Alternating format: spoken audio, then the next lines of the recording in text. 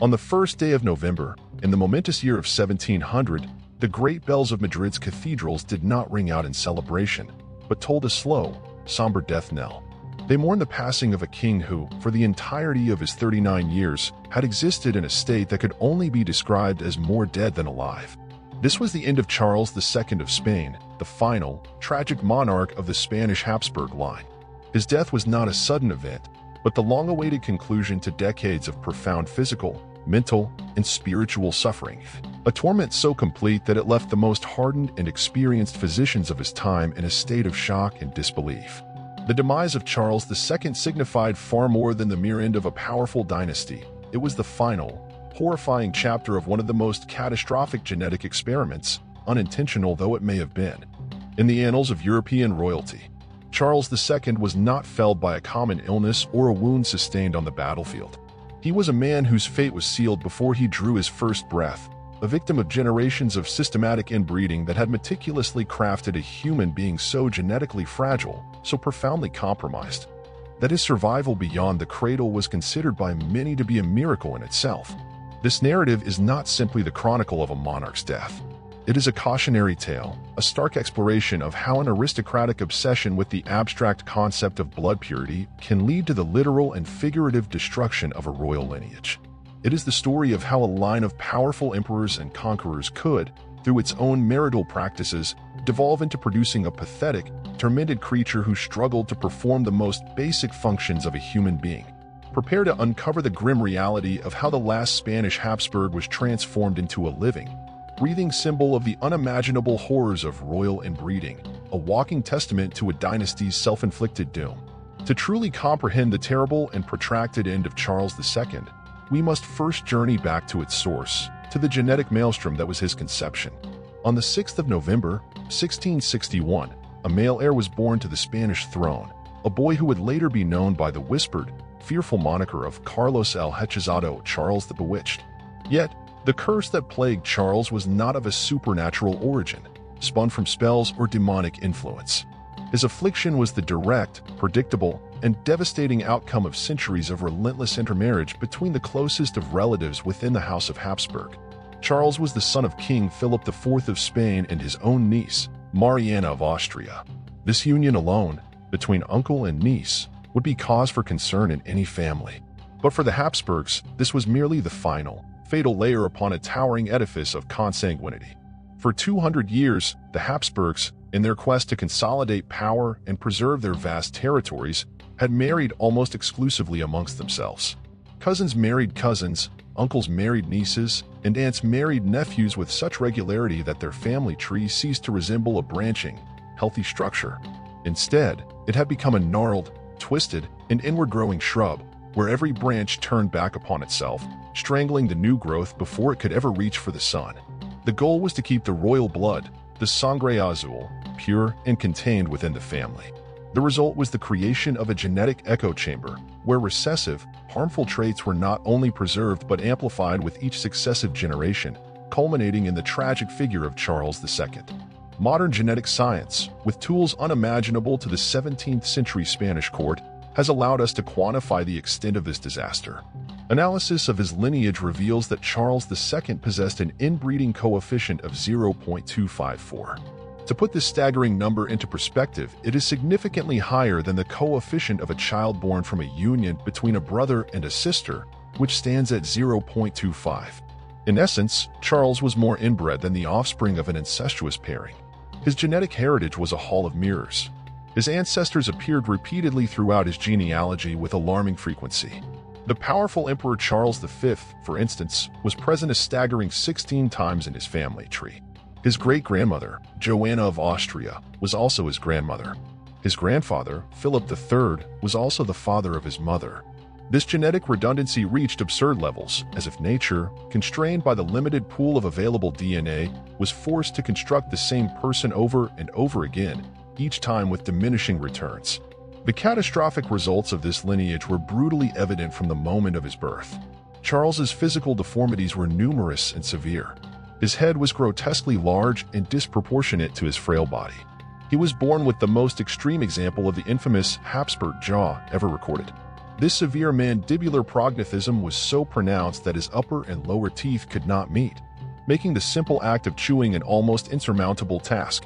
He could barely close his mouth, and his tongue was so abnormally large that it often lolled out, contributing to constant and uncontrollable drooling that would plague him his entire life. But these visible deformities were merely the outward signs of a body ravaged from within. Charles suffered from a severe case of rickets, a disease of bone development that left his limbs weak, brittle, and misshapen. His legs were so fragile and bowed that he was completely unable to walk until he was 8 years old.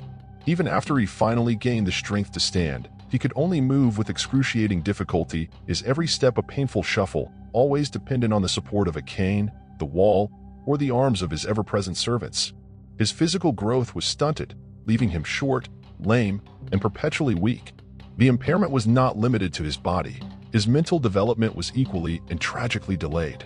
While most children begin to form words around their first year, Charles did not learn to speak until the age of 4. And when he finally did, his speech was thick, guttural, and nearly unintelligible to those around him, a consequence of his deformed jaw and oversized tongue. His education was a constant, frustrating struggle for both him and his tutors.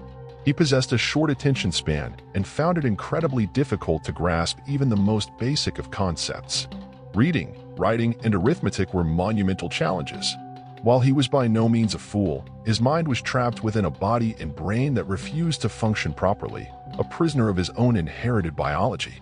Thus, when Charles II formally ascended to the throne of the vast Spanish Empire in 1675, at the tender age of 14, it was terrifyingly apparent to all in the court that Spain was now to be ruled by a young man who could scarcely rule himself.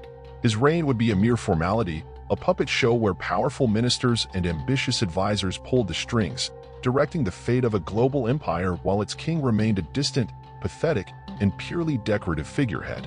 As Charles II transitioned from a tragically flawed boy into a man, his physical appearance became a spectacle of profound horror to all who laid eyes upon him.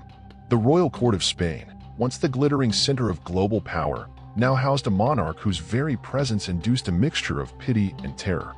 Foreign ambassadors, men accustomed to the pomp and splendor of Europe's greatest thrones, sent back dispatches to their own kings filled with shocked and morbidly fascinating accounts of the Spanish sovereign.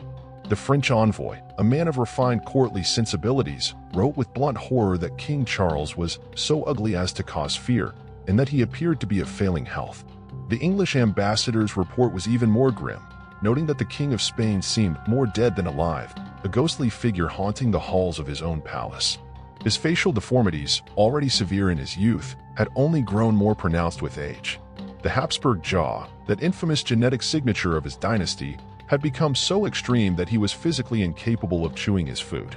At the lavish royal banquets, surrounded by the finest delicacies the empire could offer, Charles was forced to swallow his meals almost entirely whole, a disgusting and painful process that led to a lifetime of violent indigestion, chronic stomach ailments, and severe malnutrition. He was a starving man at a perpetual feast. The litany of his ailments extended far beyond his digestive troubles. Charles was a lifelong sufferer of epilepsy, his days punctuated by violent, unpredictable convulsions that would seize his frail body and render him unconscious for hours at a time. During these terrifying episodes, his court physicians, armed with the primitive and often brutal medical knowledge of the 17th century, would descend upon him with their array of bizarre and ineffective treatments. They subjected him to excessive bloodletting, believing it would balance his humors, a practice that only served to drain his already limited strength and push his debilitated body closer to its breaking point. His life was a carousel of pain, a constant battle against a body that seemed determined to betray him at every turn. If the state of his body was a catastrophe, the state of his mind was a parallel tragedy. His physical suffering was compounded by an equally fragile mental and emotional constitution. Charles was a man drowning in a sea of perpetual melancholy and crippling anxiety. He was haunted by the unshakable conviction that his endless afflictions were not medical, but supernatural. He believed with every fiber of his being that he was the target of a divine curse, a punishment from God for some unknown, unforgivable sin. This belief drove him to desperate acts of piety. He would spend countless hours on his knees, praying with a compulsive fervor, begging for deliverance from a torment he could not understand. His life was a paradox. He was the most Catholic king, one of the most powerful temporal rulers in the Christian world, yet he saw himself as a man abandoned by God, a modern-day Job whose suffering was a public spectacle. For the Spanish court and the ruling houses of Europe, however, the king's personal suffering was secondary to a far more pressing issue, the question of dynastic succession. The primary duty of any monarch was to produce an heir, to secure the continuation of the dynasty. For Charles, this duty was a source of national obsession and personal humiliation. In a desperate attempt to sire a successor, Charles was married twice. His first wife was the young, vibrant, and beautiful French princess, Marie-Louise of Orleans, whom he wed in 1679. The marriage was a major political event, intended to mend fences with France and, most importantly, to provide the Habsburg line with a new generation. The hopes of an empire were pinned on Marie-Louise's womb. The reality of the marriage, however, was a private tragedy. It is widely believed that Charles, due to his myriad genetic deformities, which likely included impotence and sterility, was completely incapable of consummating the marriage. The young queen, trapped in a loveless and fruitless union, found her life at the Spanish court to be an unbearable prison. She was under immense and constant pressure to produce an heir, a task her husband was physically unable to facilitate. Her every action was scrutinized, and her failure to conceive was seen as her own failing. The once vibrant princess sank into a deep and profound depression, her spirit crushed by the impossible situation of her marriage and the suffocating, somber atmosphere of the court. Marie-Louise died in 1689, only 10 years after her wedding. Officially, the cause was an illness, but rumors of poison swirled. Yet, many historians believe she simply died of a broken heart, a victim of the dynastic desperation that had defined her miserable existence as Queen of Spain. Undeterred by this first disaster, the Spanish court immediately arranged a second match. In 1690, Charles was married to Mariana of Neuburg, a robust and politically ambitious German princess. Once again, the goal was an heir, but history repeated itself as tragedy. Mariana soon discovered the same grim reality that had destroyed her predecessor. Her husband, the King of Spain, was incapable of fathering a child. Unlike Marie-Louise, however, Mariana reacted not with melancholy, but with frustrated ambition and cruelty, becoming a powerful and disruptive political force in the increasingly dysfunctional court. The two failed marriages confirmed the court's worst fears. The king was sterile, and the Spanish Habsburg line was destined to die with him. During this entire period, the Spanish court became a dark, depressing, and paranoid place. The king's manifest inability to govern effectively or produce a legitimate heir created a pervasive atmosphere of decay, despair, and looming uncertainty. The government was effectively paralyzed. While Charles remained the symbolic head of state, the actual business of running the empire was carved up by competing factions of powerful nobles and ministers, each jockeying for power and influence over the weak-minded king. Diplomats and nobles no longer bothered with subtlety. They began to speculate openly and brazenly about the king's imminent death and the catastrophic war of succession that would inevitably erupt across Europe the moment he drew his last breath. His reign was not truly a reign at all. It was a death watch, a long, agonizing interregnum where an entire continent held its breath, waiting for the final, inevitable collapse of the last, tragic product of the House of Habsburg. In the final, agonizing years of his reign, Charles II became even more reclusive, his already fragile mind collapsing completely under the weight of his afflictions. His conviction that he was cursed by God slowly morphed into a more terrifying belief that his body was a vessel for demonic influence. He was convinced he was possessed. In a desperate attempt to cleanse his soul and body, he subjected himself to countless and increasingly harrowing exorcisms. The highest-ranking priests in the kingdom were summoned regularly to the royal palace of Madrid, not to offer counsel, but to perform ancient rituals intended to expel the demons they believed were tormenting the king. These ceremonies, filled with holy water, incantations, and fervent prayers, did not bring peace. Instead, they only amplified Charles's profound terror and cemented his mental instability, transforming the Spanish court from a center of government into a dark, superstitious theater of ritualistic despair. The king's world shrank to the confines of his chambers, his days marked by fits of madness and periods of catatonic depression. The inability of the monarch to produce an heir or to effectively govern had created a power vacuum that festered with intrigue and anxiety. The atmosphere was one of morbid anticipation.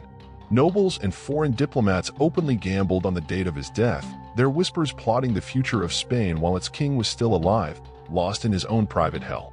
By the autumn of the year 1700, it became terrifyingly evident to all that the long-awaited end was near. His already delicate health began to deteriorate with shocking speed. He was afflicted with chronic, uncontrollable diarrhea, persistent bouts of violent vomiting, and a raging fever that none of the court physicians, with their potions and bloodlettings, could quell. The final months of Charles II's life were a pathetic and prolonged spectacle of human suffering. He grew so profoundly weak that he could no longer perform the simplest acts of survival. He could not lift a cup to his own lips or bring a spoon of broth to his mouth. Servants had to feed him like an infant. His emaciated frame had to be physically held upright in his bed, as he no longer possessed the strength to support himself. His mind, always a fragile instrument, began to shatter completely. He would drift in and out of consciousness, and in his lucid moments, he often failed to recognize the faces of his closest attendants and family members. At other times, he would speak incoherently for hours on end, murmuring to people who had been dead for years, his voice a faint whisper in the silent, gloomy chamber. Yet, even in this state of near-total collapse, one question haunted him: the succession. He was acutely, torturously aware that his death without an heir would mean the extinction of the Habsburg dynasty in Spain. The immense guilt of this dynastic failure tormented his final lucid thoughts. Under immense pressure from all sides, he repeatedly altered his last will and testament, unable to decide who should inherit his vast, crumbling empire.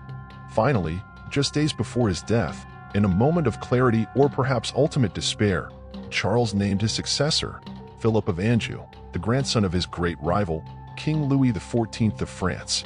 It was a decision of monumental consequence, a choice that would upend the continental balance of power and immediately trigger the devastating War of the Spanish Succession, a conflict that would engulf Europe for more than a decade. On the morning of November 1st, 1700, in his bed at the Royal Palace of Madrid, Charles II finally died. He was only 39 years old, yet his body was so ravaged by disease, deformity, and suffering that it resembled that of a man twice his age. For those who had witnessed his daily agony, his death was not a tragedy, but a merciful release. The king's autopsy laid bare the full, horrific extent of the damage wrought by generations of inbreeding. The report of the physicians who examined the body is a document of clinical horror. They found his internal organs to be severely deformed and decayed. His heart was described as being the size of a peppercorn. His lungs were corroded. His intestines were rotten and gangrenous. He had a single, blackened testicle that was as large as a coal, and his head was full of water. The physicians expressed utter amazement that he had managed to survive for so long with such catastrophic internal failures. The most damning discovery of all, however, confirmed what the two failed royal marriages had long suggested. The autopsy revealed that Charles likely possessed no descended testicles, a genetic deformity that had rendered him sterile from birth. This single, tragic biological fact ensured that the Spanish Habsburg line was always fated to end with him. The terrible end of Charles II was not merely the death of a single, unfortunate man. It was the definitive collapse of an entire dynastic system built upon a genetically unsustainable foundation. His personal tragedy was the direct, inevitable result of centuries of marriages between close kin, practiced by the Habsburgs in the fatally flawed belief that it would preserve the purity of their royal blood. His life of unrelenting suffering and his premature death were the terrible price paid for an aristocratic obsession with status and lineage. Today, the story of Charles II of Spain serves as history's most chilling reminder of the importance of genetic diversity and the catastrophic biological consequences that can arise from cultural ignorance. He died as he had lived, alone, in pain, and bearing the crushing weight of his ancestors' genetic sins. His end was terrible not just for its personal misery, but because it represented the complete and utter failure of a system that championed supposed aristocratic superiority while sacrificing the very essence of basic humanity.